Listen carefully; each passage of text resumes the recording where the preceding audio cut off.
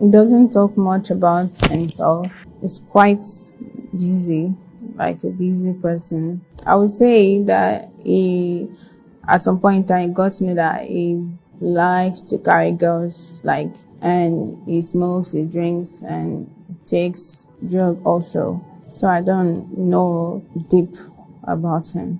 His character, he gets angry easily. He has issue with his wife. So, but his children is what is targeted as family man.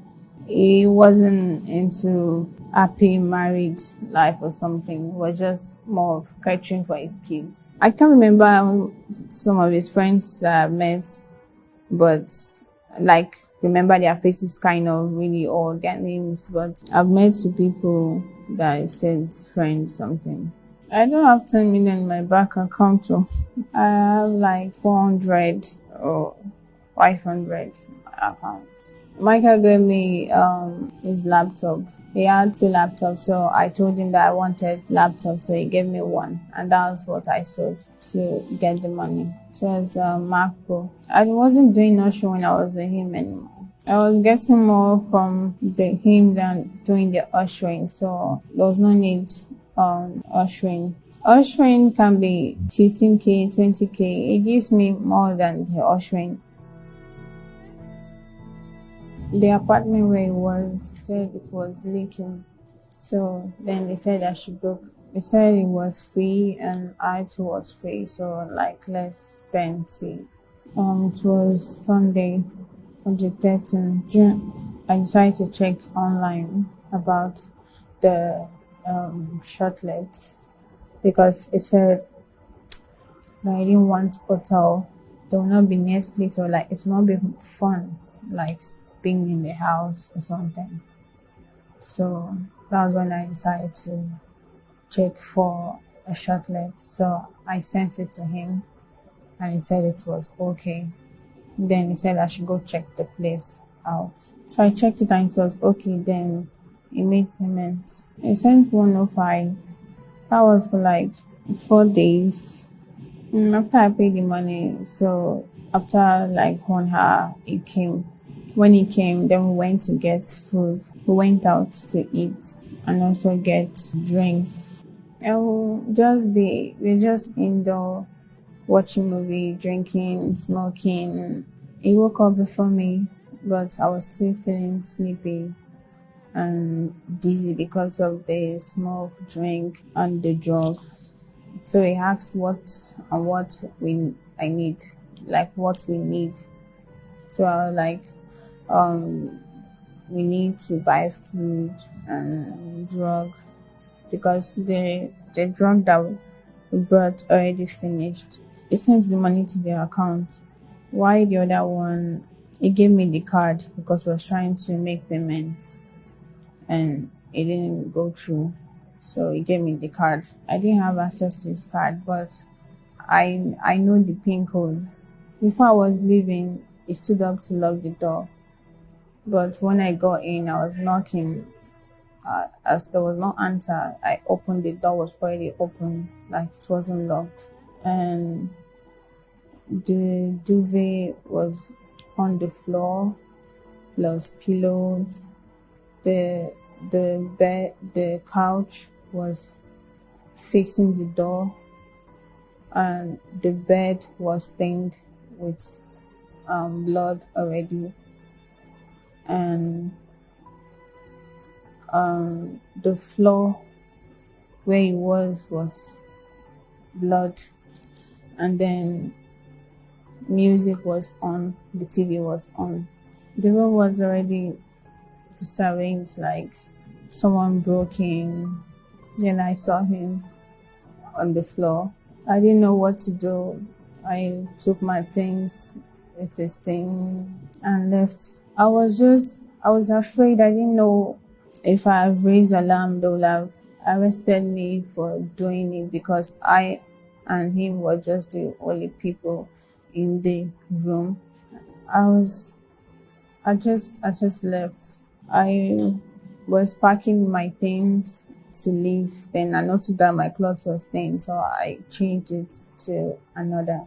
I took the bag that contained his ID and documents, bank statements. My bag was already on the floor. I met my bag on the floor. And then the stuff it was with was on the TV set. That's where the stuff I took was on the TV set. So I just packed them and just put them into the nylon and left. I took his phone. The following week, I was home. Then I went out to withdraw some money from the ATM that I was with. I withdrew 200. Before that day, on Tuesday, he already told me that he's going to give me the money that I requested for. And when I came out, when I was arrested, and they were saying I made away with 5 million naira, there was no 5 million naira in the account. I just did it. It's not like I had something to do with his death. I never had anything to do with his death. The lady that I rented the apartment from, I had to message her that she should please probably send the security guy to check on him. That I haven't heard from him. That's what I said to her. And they came to my house and they arrested me, took me to station. I didn't involve anybody. I don't know who must have come into the apartment. Definitely somebody did that, but I don't know who that person is. I don't know what happened when I left to buy the food. I don't know. Because of the thing I did after not alerting police and then also withdrawing money, I feel guilty for what happened. I did not kill him. Knowing for whether I did not kill him, but my doing, taking his money and not reporting the police, I believe that somebody knew where we were and then waited till I left before they could enter. The pressure and people, when I was confronting the security guy, and it was like, no, nobody entered into the apartment, that it was just me that entered into the apartment. And knowing full well of what I did, withdrawing his money, I just took the blame on myself that since no one believes, let me just take it. No one is influencing my statements. I've not spoken to anybody in my relation or anybody. I've just been in the self since. Viewers may observe that the story the suspect recently told journalists during the parade about how she allegedly killed Mr. Usifo Ataga at the press briefing is at variance with the one she shared with crime fighters in our exclusive interview. Because of the contradicting statements made by the suspect, Chidinma Ojukwu, crime fighters decided to speak further on this matter with the Commissioner of Police to clarify some areas of doubt as it concerns police investigation. This is what CP Akim Odumosun had to say. That is the trait of an average criminal. She was here, we recorded all her. So at State CID, the night she was arrested, now we recorded all her. So even the lady that rented the place to her, now we recorded everything now. So we have that in, because if she's now so I think something as an afterthought, then if it's going to prove out. But anybody thinking that police, so maybe trying to give her a split or something, that person is saying it out of mischief. And it's highly discouraging.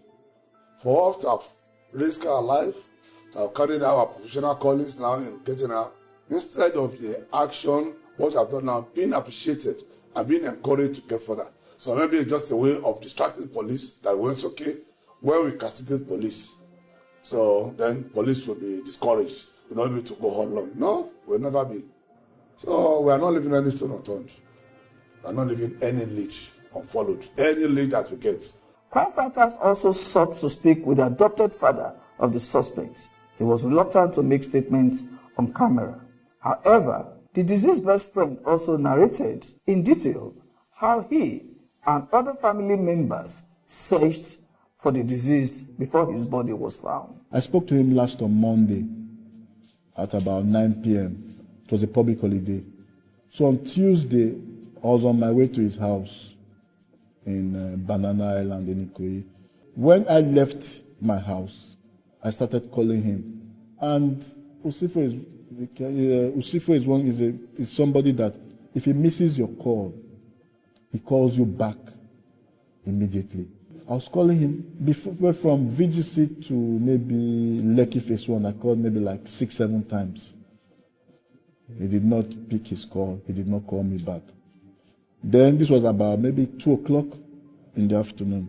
Then at about between Lekki Phase 1 to Banana Gate, I called maybe like another 15 times because I would need a code to get into the estate. So when I got to the gate, he still was not picking, so I called somebody else to give me a code. So I entered the estate. When I got to his house, I didn't even enter from the gate because there's a transparent gate. I saw that the Hilux his Toyota Hilux was in front of the house, but the Range Rover was not there. So I called his PA, where is Usifo? He said that he came to Banana that morning. The cook told him Usifo went out, left the house on Sunday, and was not back at that Tuesday morning. So I said, okay, have you asked Rahman, one of his business partner, and have you asked Rahman? He said Rahman said the same thing, that he has been calling him. He has not picked up his phone till that time, but he sent a message. So I was like, okay. So I said, okay, maybe when he's ready, he will call me back. I now got to VGC. I now met Gambo and the partner, Rahman. I said, show me the messages. So they showed me. And I said, because one, he's not a message person. He's a talking person. The English they use here, Usifo won't use this kind of English to reply, something is wrong. I don't think this is Usifo. So we now decided that, okay, in the morning, the next day, we'll try and do a search. Usifo is the third son in a family of 4. He has 2 elder brothers and a younger sister. And his siblings, they all live abroad. And Usifo grew up as a child who was raised by very good parents in a Christianly manner. And he is a guy who's always had business in his DNA. He's always liked to do business. But what I'll tell you about Usifo is that Usifo is very respectable. Usifo will never hurt a fly. Usifo loves people. Usifo goes beyond the immediate family to know his cousins, to know his uncles. I've had the very regrettable privilege of seeing that dead body 5 times. My cousin's hands were tied so badly that the rope entered his skin. The rope is right there as an exhibit with the police. That binding could not have been done by that lady alone. Not possible. Even if he was drugged, it is not possible because I saw the lady and I saw my cousin. I said, this is not possible. Apart from the fact that he was tied, there were multiple stabs on his body. That is correct. Multiple. So that story of 2 stabs and neck is not true. He was stabbed in other places. His leg. In fact, in Yaba mortuary, the attendants were so dramatic that they told us clearly, the stabbing here was so bad that it's a hole. The guy stuck his 2 fingers into my cousin's body in my presence. I am serious. The Doppler vein, he was stabbed here deliberately. So whether he was just stabbed on the neck, no, he was stabbed on the Doppler vein twice. He was stabbed on his body multiply.